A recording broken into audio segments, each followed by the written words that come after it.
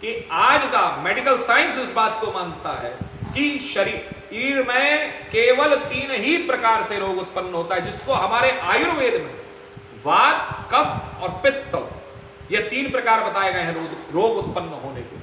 और ये रोग उत्पन्न शरीर को तो होते ही है, मैंने कहा ना पहले भी कि ये 3 प्रकार का शरीर है।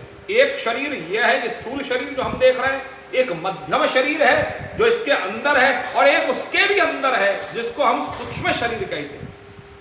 और ये सूक्ष्म शरीर के भी रोग अलग अलग होते हैं।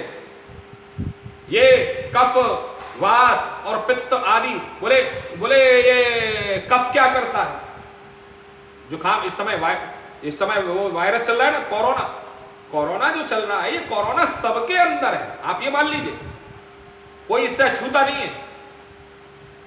अगर आप ये कहते हैं कि कोरोना किसी के अंदर, बोले ये लग जाए, बोले नहीं, हमारे अंदर है, बस इसकी जो कैपेसिटी है, जो इसका क्षमता है, वह क्षमता अभी हमको प्रभावित नहीं कर रही है। अदरवाइज आई टेल यू, मैं आपको सीधा स्पष्ट कह रहा हूं कि इस संसार में जो जो तत्व हैं वह सारे इस शरीर के अंदर है। Atom, nuclear, neutron, electron, proton, भूमिरापो नलो वायु खम मनो बुद्धिरेव च अहंकारम इतियम भिन्ना प्रकृतिरष्टदा। हर प्रकार की प्रकृति, हर प्रकार का fungus, anti fungus, anti bacteria, viral, सब कुछ इस शरीर के अंदर। मल, मूत्र, पित्त, कफ जो है क्या कोई चीज जो कुछ भी इस संसार में है, क्योंकि हमारा शरीर किससे निर्माण हुआ है? हमारे शरीर का निर्माण ही संसार से हुआ है। हम संसार की पैदा, इसी सब चीजों से ही तो ये सब हुआ है।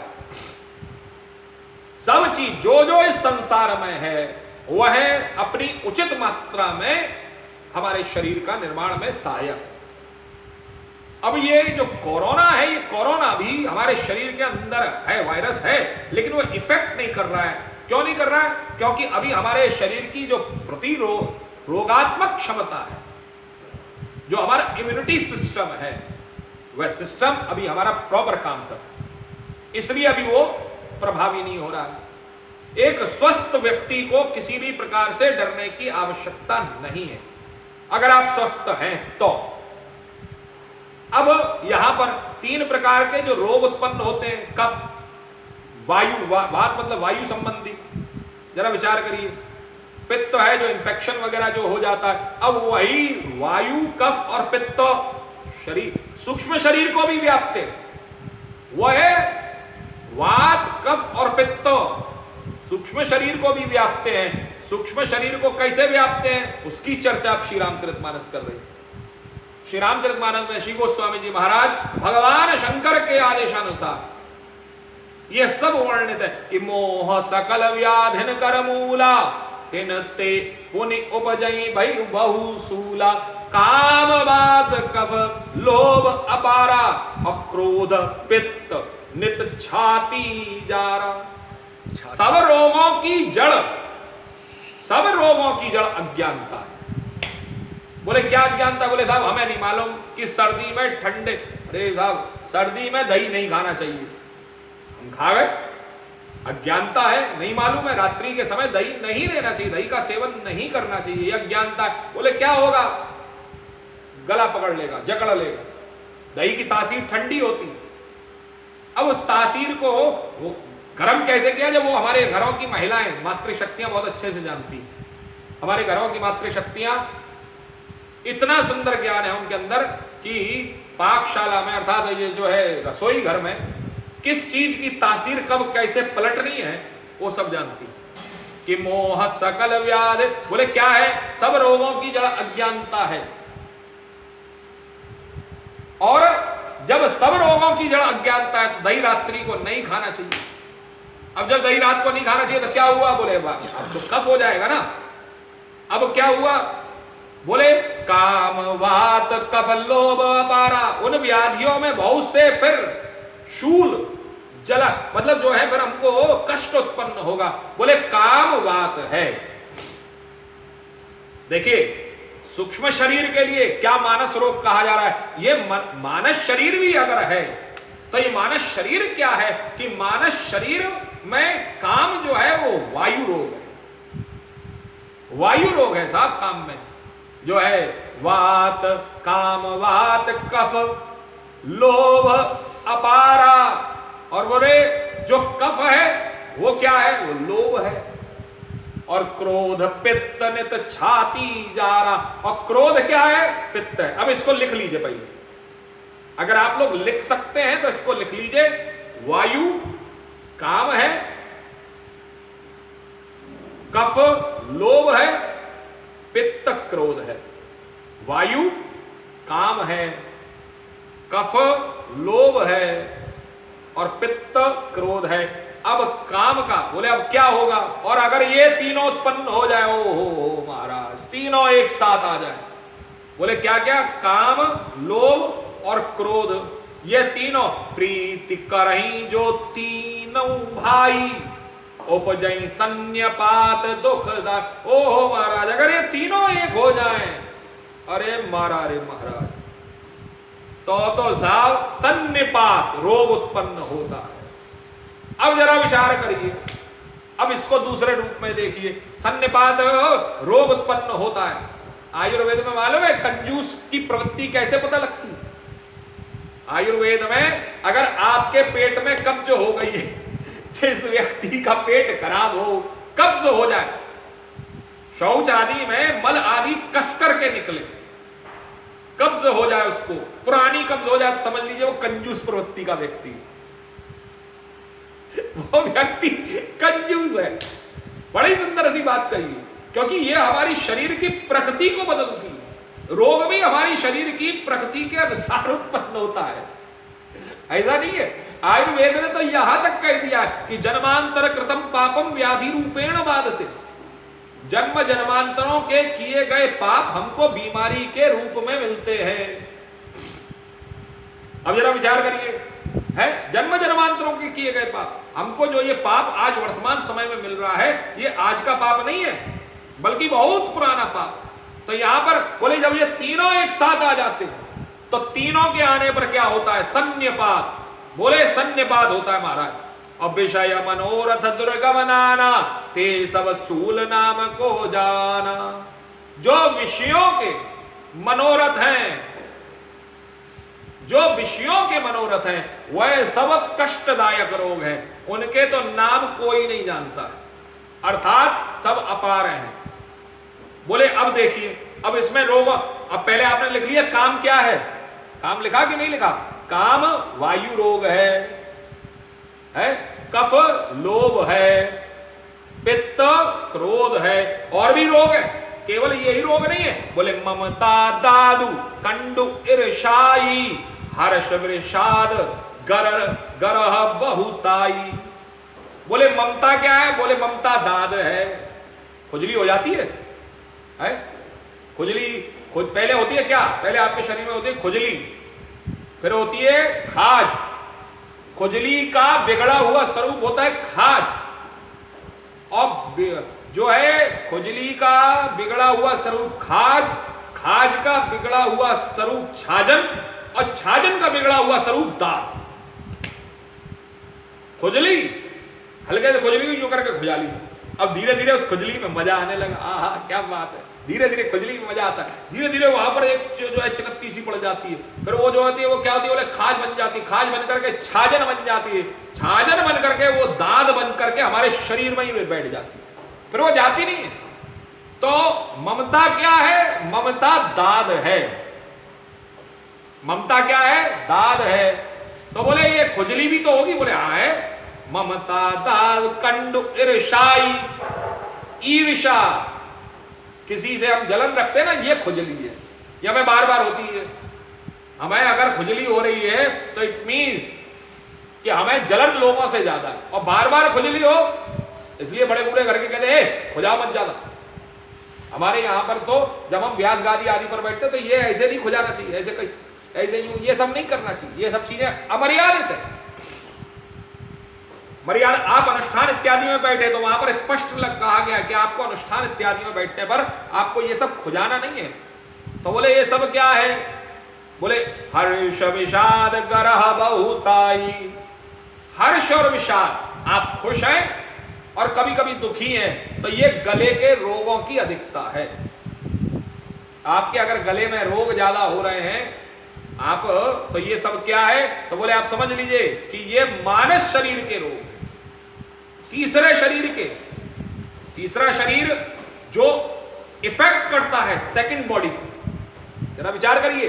Third body effect, third body effect the second body, and the second body effect the first body, and first body who? You और मी। ये है तीसरा शरीर इफेक्ट करता है सेकंड शरीर, दूसरे शरीर को। दूसरा शरीर इफेक्ट करता है तुरंत जो है पहले शरीर को। और पहला शरीर कौन है? मैं। मानस रोग यहां से शुरू हो रहा है। बोले क्या है? पर सुख देख जरन सोई छाई, कुष्ठ दुष्टता मन कुटिलाई। बोले पराए गलगंड आदि, कंठमाला या घेंगा या जो है वो हो जाता है गले में, बोले ये सब क्या है? बोले ये जो है हर्ष विषाद गले के रोग हैं।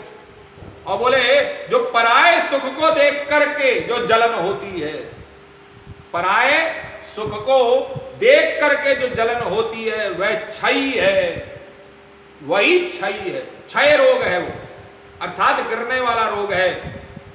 और क्षय रोग होता था पहले। क्षय रोग का अंग्रेजी आप लोग ढूंढिए, टीवी। हाँ मैं क्यों कहूँ? अरे महाराज जी क्या क्षय रोग आप लोग ढूंढिए क्या है। हालांकि महाराज जी ने एकदम से दे दिया है। क्षय रोग देखिए, क्षय रोग क्या है? टीवी। पराये सुख को देख करके, अगर हम पराये सुख को देख करके हम जलेंगे तो हमको टीवी होने की संभावना ज्यादा रहेगी। Come to something like this. काम वायु लोग का पित्त भूल गई। जरा विचार करिए, ज्योति जी लिख रही पित्त भूल गई। पित्त जो है, अरे अब देखिए क्रोध पित्त है, ज्योति जी पित्त जो है वो क्रोध है। तो कहने का अभिप्राय है, पविता ने बता दिया उनको। मैं आपको स्पष्ट करूं कि अगर हम अब ये सब इंपैक्ट, ये इफेक्ट कैसे करते हैं, ये भी मैं अभी आपको बताऊंगा अंत में। ये इफेक्ट कैसे करते हैं, ये इफेक्ट कैसे करते हैं, अभी तो आप ये जानिए कि मानस रोग क्या है। वो तीसरे शरीर के रोग। तीसरा शरीर दूसरे शरीर, तीसरा शरीर दूसरे शरीर से जुड़ा है और दूसरा शरीर पहले शरीर से जुड़ा है। तीनों शरीर एक साथ जुड़े हुए हैं। तीनों शरीर में जब पहले शरीर में दुख उत्पन्न होगा, when you will be disappointed from someone, जब आप किसी से डिसअपॉइंट होंगे तो क्या होगा? जब आप किसी से, सुन लो भाई, है, जब किसी से आपकी आशाएं ज्यादा होंगी और आशा होने के बाद में उन आशाओं पर कुठाराघात होगा तो क्या होगा? आप डिसअपॉइंट होंगे, और जब आप डिसअपॉइंट होंगे तो आपके मन में क्रोध बढ़ेगा। इनसे पूछेगा, इनके में आ रहा है स्वामी जी इंग्लिश में आज ट्रांसलेशन? आप लोगों के में इंग्लिश में ट्रांसलेशन आ रहा है क्या? मेरे मोबाइल में आज फेसबुक ट्रांसलेट कर रही है इंग्लिश में। आपके आज क्या फेसबुक जो है वो क्या इंग्लिश में ट्रांसलेट कर रही है क्या? जरा बताइएगा अगर आप कोई बता सके तो। How to, what do you mean by काम?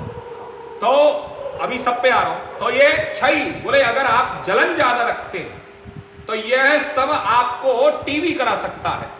दुष्टता और मन की कुटिलता, दुष्टता और मन की कुटिलता ही कोढ़ है। मन से कुटिल भाव हटा दीजिए, दुष्टता छोड़ दीजिए तो आप कोढ़ से बच सकते हैं। ये बचने के संसाधन आपको बताए जा रहे हैं। It is not like this, ये इस तरीके से नहीं है। आरपी खंडेलवाल जी कह रहे हैं नहीं, नहीं भैया। हर्षिता भी कह रही नहीं।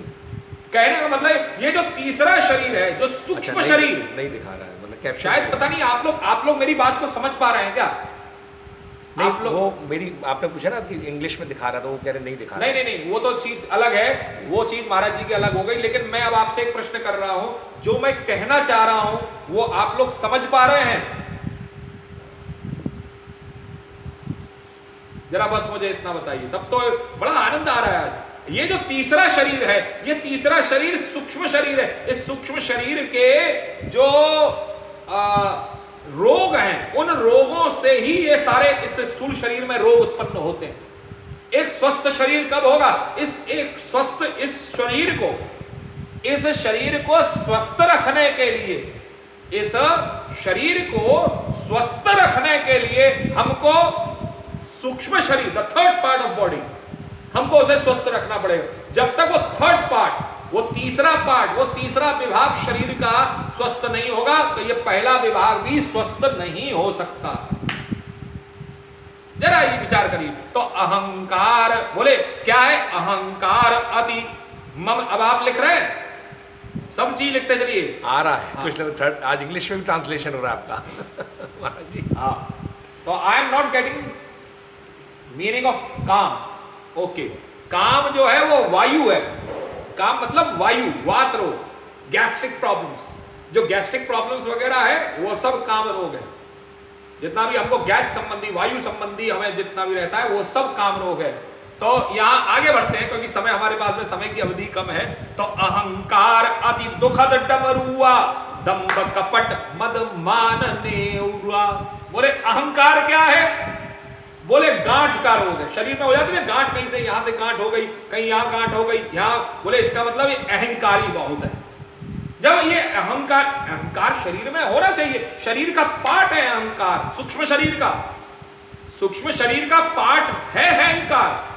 वो मेरा पो नलो वायु खम मनो बुद्धिरेव च अहंकारम इतीयम में अहंकार भी पार्ट है, लेकिन इस पार्ट की अधिकता ज्यादा नहीं होनी चाहिए।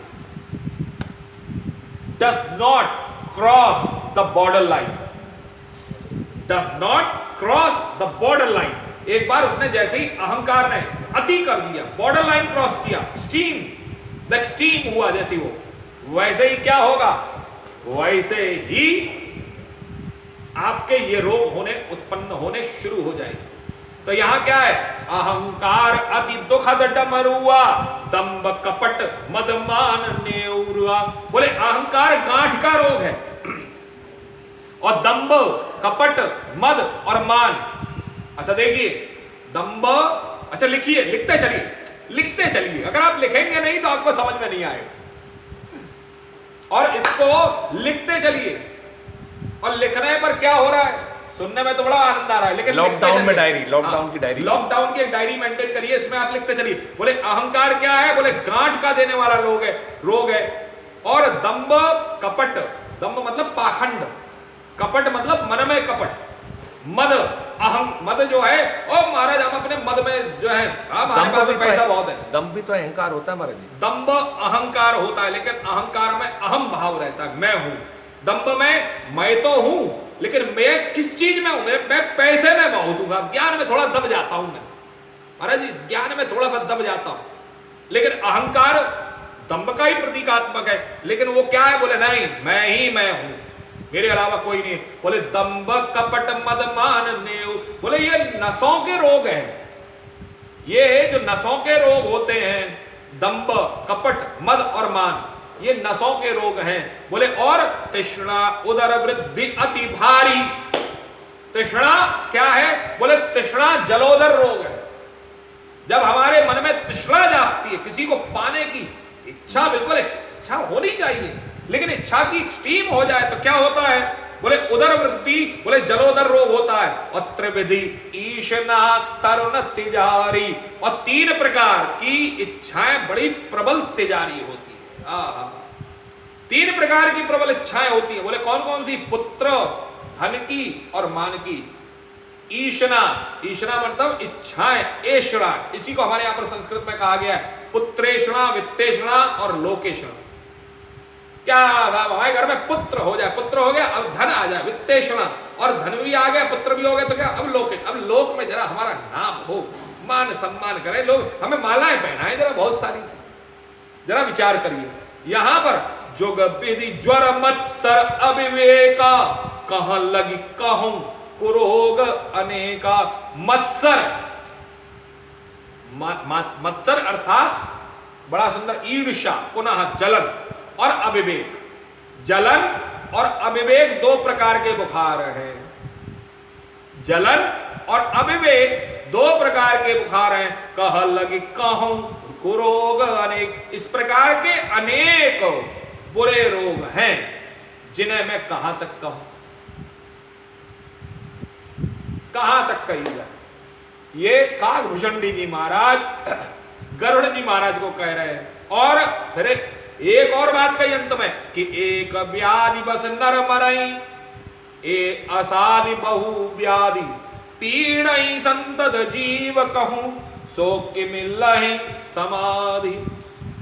बोले एक व्याधि अर्थात एक ही रोग के वश में होकर मनुष्य मर जाता है। अगर एक रोग व्याप जाए, आज के समय में अगर बुखार भी आ जाए और वो बुखार भी अगर कहीं दिमाग पे चढ़ जाए तो महाराज फिर भगवान ही मालिक है। मेनिंजाइटिस हो जाता व्यक्ति और वो मेनिंजाइटिस का रोगी आजीवन पर्यंत बना ही रहता है। माइग्रेन आजकल अधिकतर अध सीसी दर्द होता है, आधी सीसी का दर्द। मैं पेशेंट हूं, मुझे मालूम है कैसे होता है। अब उसकी दवाई मैंने सब जगह, कोई दवा नहीं है उसकी, मेडिकल साइंस में वो तो है साहब रहेगा, ये गोली खाइए ट्रीटमेंट करिए, हो गया तो ठीक हो गया तो हो गया, नहीं तो फिर चल रही है गोली चल रही है माइग्रेन। अब उसके सिम्टम्स वगैरह दिए गए बहुत सारे, मैंने बहुत खोजा इसको, बहुत रिसर्च किया, कोई कुछ नहीं। कहने का अभिप्राय एक बीमारी अगर लग जाए व्यक्ति को तो वह उसका मृत्यु कर देती है। और फिर ये तो बहुत सारे असाध्य रोग हैं जो जीव को निरंतर कष्ट देते हैं। तो ऐसी दशा में समाधि मतलब शांति को वह प्राप्त कैसे हो। कि अब समाधि की स्थिति सुनिए। अब बोले अगर ये बीमारियां हैं तो बीमारियों की औषधियां भी तो होंगी।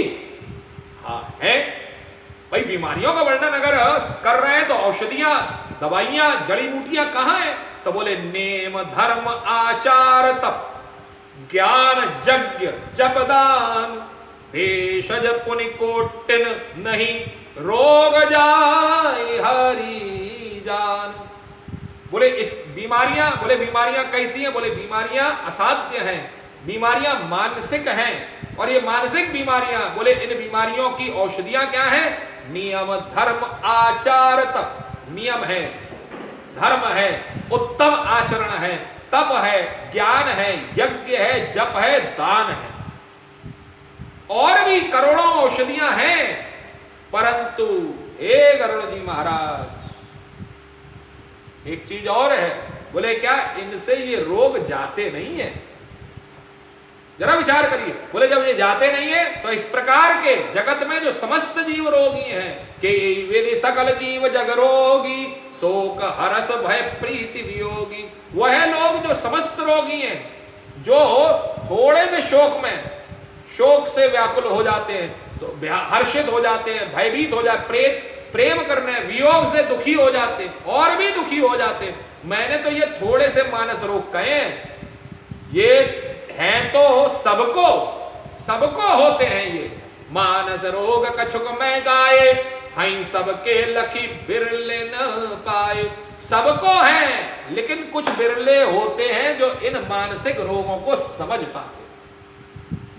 जाने ते छीजई कछु पापी नाश न पावई जन परिता। प्राणियों को जलाने वाले ये रोग जिसने जान लिए, ये पापी रोग जान लिए जाने से कुछ क्षीण कम हो जाते हैं, परंतु समाप्त नहीं होते।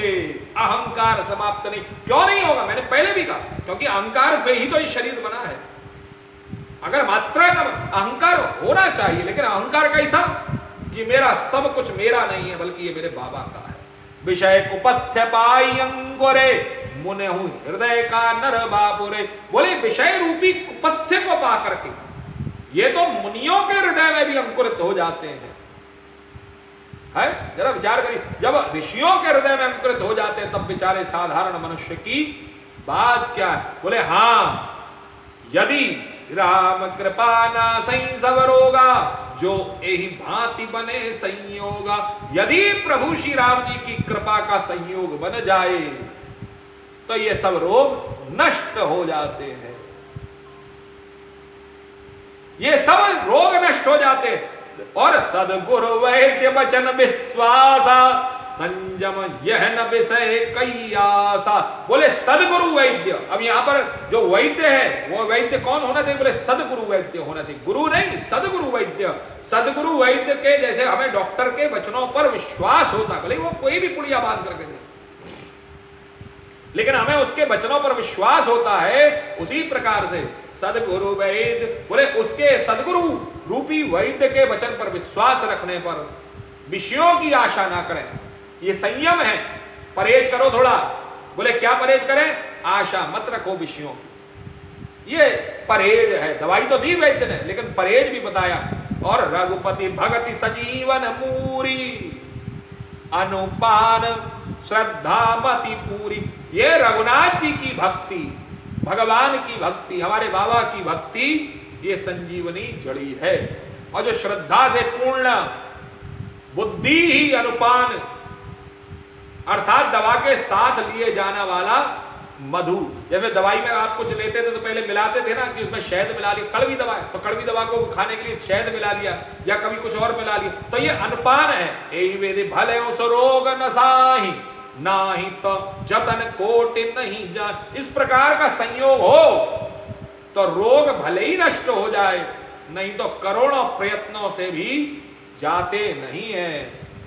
हे गुसाई जानिया तब मन बिरूज गुसाई, जब उर्बल विराग अगिताएं अधिकाएं। बोले मन को निरोग तब होना जानिए जब आपके हृदय में आपका मन निरोग हो गया, आपका मानसिक शरीर स्वस्थ हो गया। कब?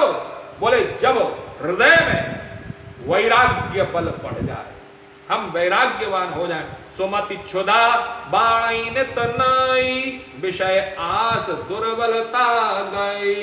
बुद्धि रूपी भूख जब बढ़ती जाए तो विषयों की आशा रूपी दुर्बलता मिट जाती है। और इस प्रकार जब व्यक्ति निर्मल ज्ञान रूपी जल में स्नान कर लेता है, तब उसके हृदय में राम की भक्ति बढ़ जाती है।